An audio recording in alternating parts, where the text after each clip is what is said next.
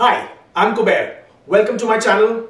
If you're here for the first time, do consider subscribing because this channel is all about Canada, Canadian immigration, the processes, the news, the updates. And don't forget to click on the bell icon so you get notified when I upload a new video. Do watch the video till the end so that you don't miss out on any of that information. This year of 2020 has been full of uncertainties so far.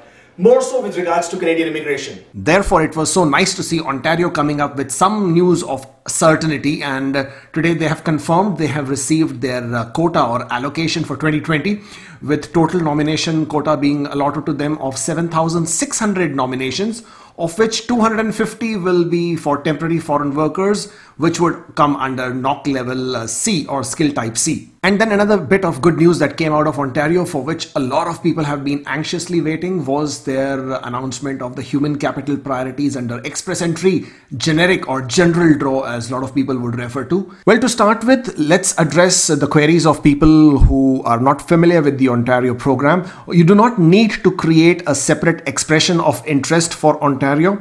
Ontario will pick up the profiles or will identify and choose express entry profiles from the express entry pool, express entry system, and these profiles are chosen based on their in-demand occupations that they have listed on their website. And that brings us to the subject for today's video, which is today's Ontario express entry human capital priority stream draw. Well, bringing you directly to the Ontario's website, and the more important information is the details for today's draw. So as it states here, on 3rd of June, which is today, Ontario has issued notifications of interest to candidates who may qualify for Ontario Express Entry Human Capital Priority Stream. It's a bit of a tongue twister, right, to say the whole thing again and again.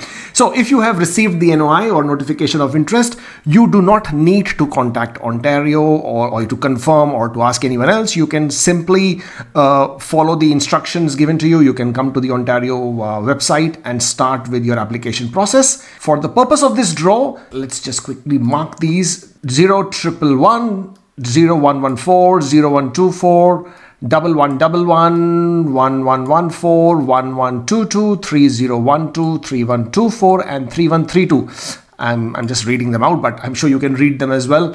These are the NOCs that have been targeted, and these are the NOCs that have been sent the notifications of interest for today's draw. These are primarily the 9 NOCs for which the notifications of interest have gone out. So as you can see, primarily basically business NOCs have been given the notifications of interest by and large.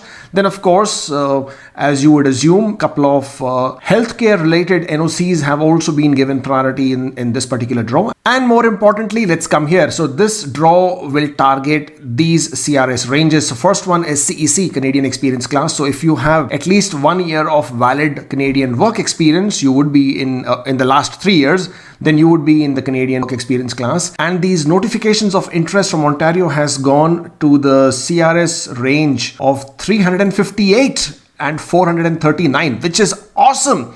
I mean, 358. Who would have really thought that Ontario will be issuing out notifications of interest to the CRS range of 358 for a generic draw? But this is happening, guys. This is amazing. Well, this time they haven't left out the federal skilled worker category as well, and they have included them.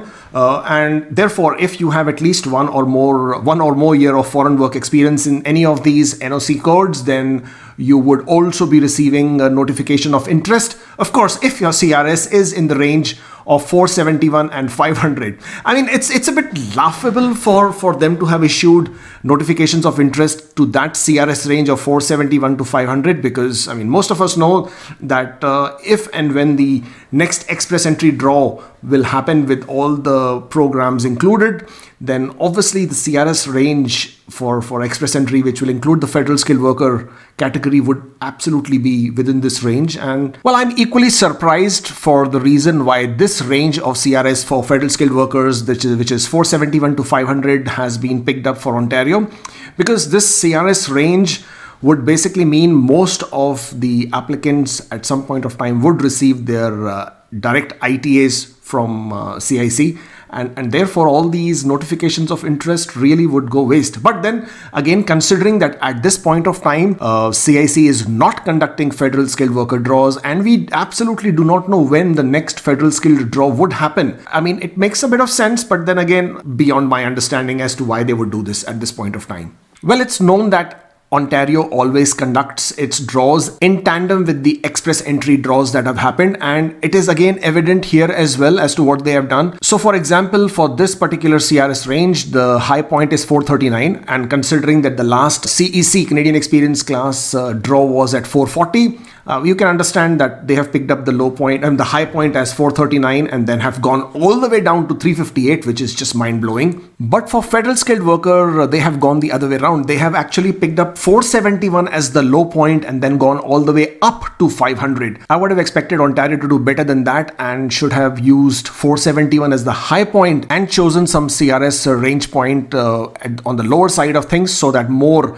applicants could have been invited. But well, who's to say? It's their choice, their province, their decision to make. So well, this is what you have it. You have CRS range of 358 to 439 for CEC and 471 to 500 for federal skilled worker. Now let's quickly go through the criteria for the eligibilities, just in case if you were not already familiar with that. And once you receive the notification of interest from Ontario, you can then proceed and submit your application on Ontario's e-filing portal system. Well guys, you don't have to worry about where you can find this information.